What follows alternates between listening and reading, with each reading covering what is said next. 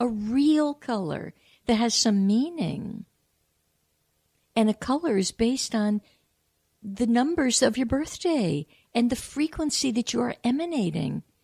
And quite frankly, that's how the great ones off the planet see you and know you and qualify you for the next assignment. So when your heart is open, your color could be pink and green. So it's a lovely, lovely thing. But in the human race, I kind of think it's time to expand our consciousness. And in a day like today, where a galactic portal is wide open, that expanded consciousness is what it's all about. So I have digressed, as you could tell. I got off track on being a reluctant mystic. But I am a seeker of truth, and I'm a seeker of light, as actually each one of us is encoded to be. Many people in this day and age have become derailed. They've been bought, they've been had, they've been bamboozled. But the truth of it is, you and I are seekers of truth and light. I'm a citizen of planet Earth. I was born in the United States, but oddly, many people in my lifetime have said, "Where are you from? You're not from here, are you?" And I kind of laugh, thinking, probably not. Because I more resonate with being a cosmic being. A cosmic being that gravitates toward planets that are in need of remembering. I suspect that's why I've come. This planet, this whole system, is in need of remembering. You are in need of restoring your divine dignity, restoring it, reclaiming it, balancing it out, celebrating it, having it grow larger. You know, many of us as children, we heard our parents say, "So who do you think you are?" They probably didn't even say it that nicely, and they probably had a few cuss and curse words in there.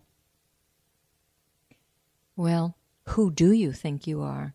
I ask it with a whole different tone. I ask it with a point of remembering. I know who you are.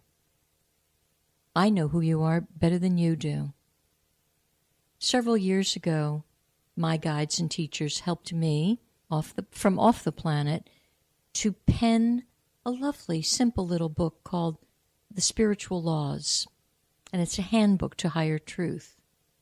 And it's one of these books you kind of open anywhere. It's got no page numbers, which kind of could drive people crazy, but it's much more fun that way. And one of the laws actually says it addresses who you are. And this one kind of makes people absolutely cringe, and especially if they're in a thinking system that is narrow. Well, the answer that I give to who you are, so brace up and straighten your back, you are God in drag, disguised as, cleverly, as the persona you're walking around as. You know, the wonderful gentleman who took a chance on running this kind of unusual show, knowing full well that he was now going to be exposed to a reluctant mystic, he's God in drag. To me, he's larger than life God in drag, because he has the tools for greater and greater expression for people like myself. There's a couple of other people I want to give a shout out to. The woman who, she didn't insist, but she gently dragged me out of a corner of seclusion where most mystics are much more comfortable hanging out in. And she's a realtor down in Melbourne. Her name is Jean Newell. If you ever are in that area for housing, you got a gal that can see through things. She can identify needs and wants, but does it with integrity. Integrity is kind of a lost word on the planet these days. So she deserves a shout out. And there's another Jeannie who also gets a big shout out because I don't think I'd be able to be here without what she has done to me and for me in the past couple of months. You see, when I'm burnt out, as many of you, I did go into seclusion because I was burnt out. And I was kind of tired of wandering and wondering. I was like done with it all. And so the universe honors that, and I became what they call good and sick, which to me is such a ridiculous oxymoron. You cannot be good and sick at the same time. They're different frequencies. They don't exist. But that's how disoriented human beings have become. They mix things that don't go together. But nonetheless, I opened my home to a little gathering, and a woman came in by the name of Jeannie McGuire, Dr. Jeannie McGuire. And she kind of stood up and said she was an acupuncturist. Well, my system only responds to acupuncture or the gentler therapies of acupressure, color healing, any of the energy healings. For the last 40 years, I have not been anywhere near Western modalities. They're simply too harsh for me. They still work for some people. They don't work for me. Well, Jeannie has kind of single-handedly rebuilt my immune system and every other system so that I feel like I've been rewired. So by being taken down, as sometimes the light beings do, they take you down. They take you down to rewire you and put you back together again. And I suspect I've had to be rewired so that I could present this kind of information to you, and I could present it fearlessly and joyfully with full intent to get you to think, to get you to open your mind, to get you to clear the clutter of every dang thing you're carrying.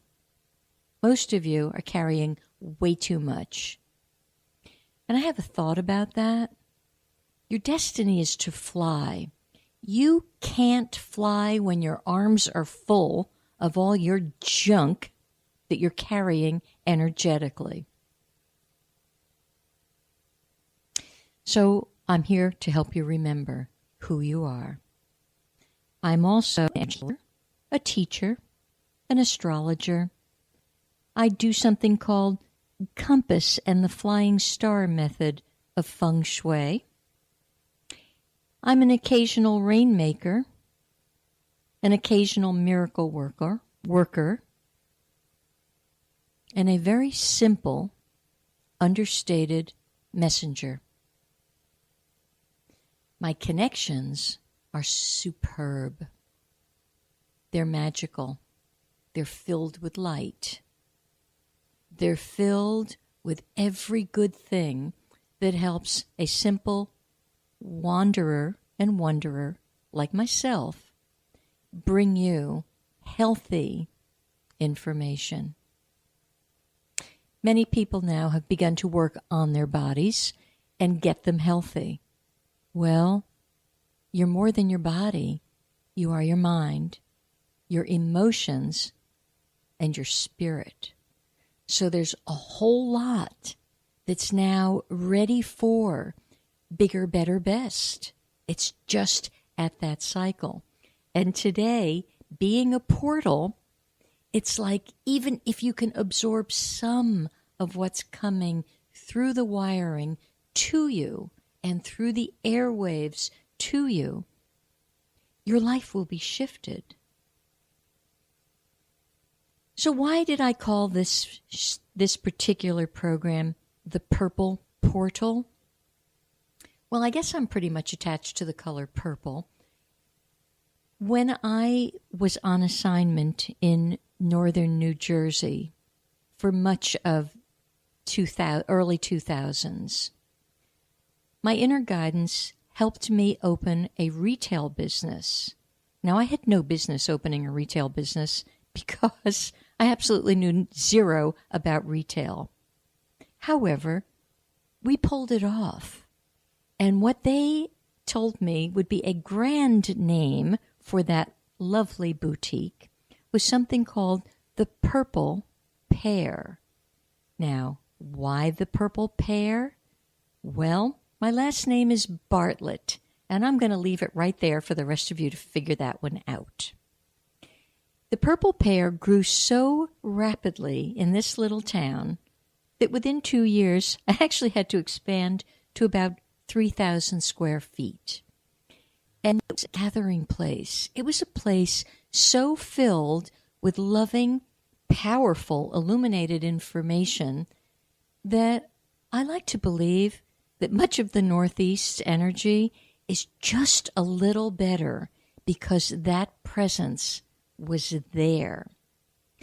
So when it came time to select a radio show, I'm like, oh man, what do I call this thing? And I was in and out of names and I don't know. Couldn't come up with one. Thought maybe it would be the Reluctant Mystic, but that kind of felt almost too personal. Well, it just so happened that once again, the color purple showed itself to me, and the color itself reminded me of its very powerful frequency. Color purple is the color of royalty. This is used by the kings of ancient times as well as now. Amethysts, all of the purple stones, they bring power. They bring power from Gaia, Mother Earth, as well as star systems that are connected with this kind of presentation.